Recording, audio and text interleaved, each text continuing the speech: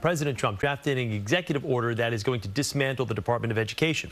The DOE was created back in 1979 and provides funding or support to K through 12 schools and universities. The decision would need support from Congress and is expected to receive pushback from advocates and lawmakers. Joining us now to discuss is Becky Pringle, president of the National Education Association. Becky, good to have you. Welcome.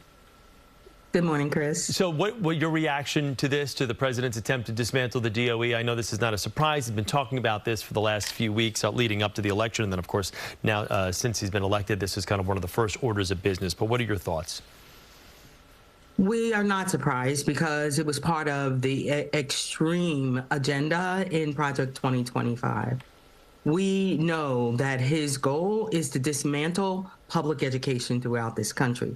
And so he's starting with dismantling the Department of Education. And not just that, we know and are prepared for him firing employees so that they cannot meet the needs of our students. And we know the real impact of that. Our students with disabilities aren't going to get the services they need. Our students won't get nutritious meals. Our low-income families will struggle because we're not getting the services from the Department of Education. Our teachers and support staff all over this country are standing up and using their voice to say no. We will live up to the promise that we've made this country to our students, every one of them. And President Trump is not going to take that from us. So let me ask you this. Why do you think this was, based on the things you've said there, why do you think this was such a priority for this administration? At the end of the day, Chris, it is a move to privatize public education. You saw the executive order around vouchers, and we know that vouchers take money out of our public schools where 90% of our students go, 95% of our students with disabilities. And we saw the American public speak clearly in the election last fall, where in states like Kentucky, resoundingly, they defeated vouchers, whether we're talking about rural, suburban, urban areas, Republican, Independent, Democrat, all came together and said, no, you are not taking resources out of our public schools. That is the same message we are delivering to the Trump administration now. So, Ms. Pringle, let me ask you something, just for the general population out there who's watching this and wondering, okay, well, if the president wants the control of the schools to go back to the states, and if from a national ranking standpoint or worldwide ranking, the country is not where most think it should be, just describe what the Department of Education does specifically, that kind of the overarching theme of what the Department of Education does for schools nationwide.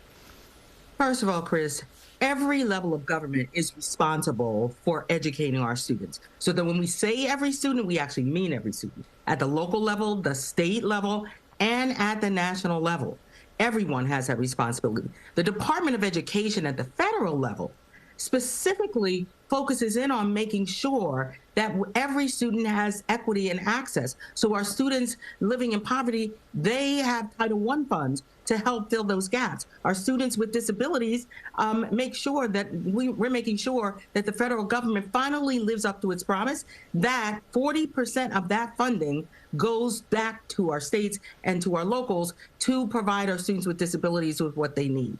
The federal government has the responsibility of protecting our students' civil rights. All of those things are what parents are asking for and what our students need. Let me ask you this. This is obviously going to face a number of legal challenges, and Congress needs to approve this. There's a long way to go before this happens here. But if it were to happen down the road, the immediate impact on universities and students would be? We know that when our students do everything we've asked them to do, and then they want to go on to higher education, and they don't have the resources to do that or the assistance to do that, which is something the U.S. Department of Education does, we know that we are failing our students.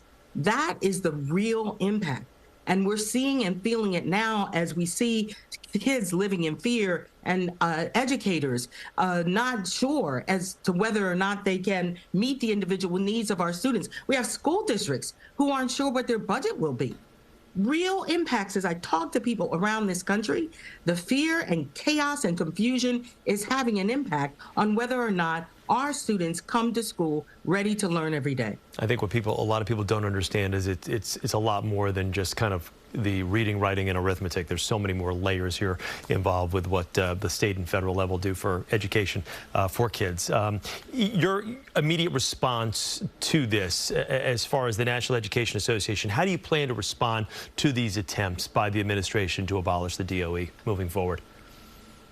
Chris, the steps that the Trump administration has taken are illegal. We already are seeing that. They're immoral and they are cruel. So we are responding in every one of those areas. The legal challenges, as you've already seen, that of course pulled back the OMB memo last week because it was illegal. Same thing with the Department of Education. You said earlier, that can't be done without Congress.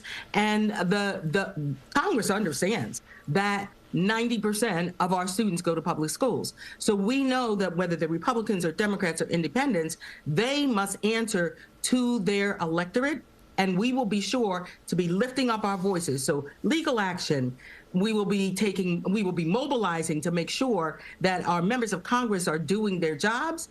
And we know how important it is that our elected leaders take action in the legislative branch of this government to block this president from taking away what our students need and what they deserve. All right, Becky Pringle, president of the National Education Association. Becky, thank you for joining us. We appreciate it.